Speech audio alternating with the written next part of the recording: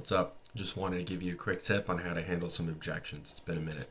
So, you may have heard of the objection cycle. It's a really handy four-step process of handling a customer's objection. I want to give you another way you could go about this. It's really simple. It's called feel, felt, found. Okay? Feel, felt, found. So, anytime a customer gives you an objection, it's really important that you acknowledge their feelings. Okay? As human beings, that's just a really important component of who we are and feeling understood. And actually, I heard a quote one time from one of our greatest sales representatives that people don't buy because they understand exactly what they're buying. They buy because they feel understood. So your customers feeling understood is a really important part of the sales negotiation process. So a customer gives you an objection. Hey, I empathize with them.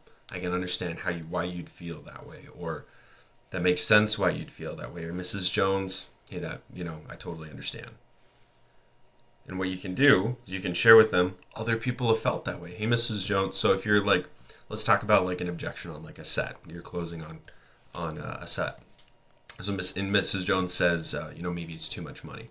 Hey, Mrs. Jones, and oftentimes, by the way, they give you all sorts of reasons about why it's too much money for their budget right now, right? And what you want to do is you want to empathize with how they feel. Hey, Mrs. Jones, it sounds like you got a lot of stuff going on. That makes sense. I can understand where you're coming from. I understand how you feel.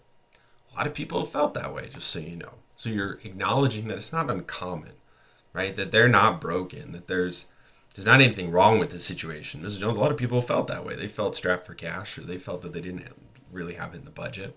What we found is that, and what you do is you enter the solution. Key to being a good salesperson, just being a good problem solver. Enter the solution. What we found is that when people put it on the 5-pay, or Mrs. Jones, a lot of people felt that way. What we found is actually this next option works out really well for a lot of people that are in a similar situation than you are. So, Mrs. Jones, you want to go ahead and put it on a 5-pay, or you drop down and say, so let me show you our next set. I think this will be a better fit for you based on what you're telling me, right? Or if it's a recommendations one, because we get that one, right?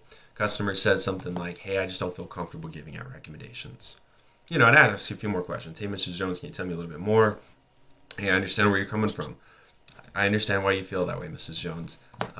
Nobody wants to feel like they're sicking the salesperson on their friend. A lot of people have felt that way. So what we found is that, Mrs. Jones, here in a minute, there's actually a way that the app has an option for you to send a heads up text to anybody that you recommend me to. I don't want to call anybody that doesn't want me to call them either. So it's like you're showing the customer, hey, I'm on your side of this thing. So I understand where you're coming from. I understand how you feel. I don't want your customers or your friends to feel like that either. A lot of people have felt that way. What we found is that when we send the heads up text, Mrs. Jones, that just kind of eliminates everything, because people can either tell them, hey, tell Johnny not to call me, or they can say, hey, we already have Cutco, or they'll just say thumbs up, like, okay, sounds good. I guess his sales rep's going to call me. No big deal. Feel, felt, found, and then give the solution. So either move into the solution or just ask for the order again. If you can just master that little simple thing right there, it's a great way to handle a lot of objections. We'll see you next time.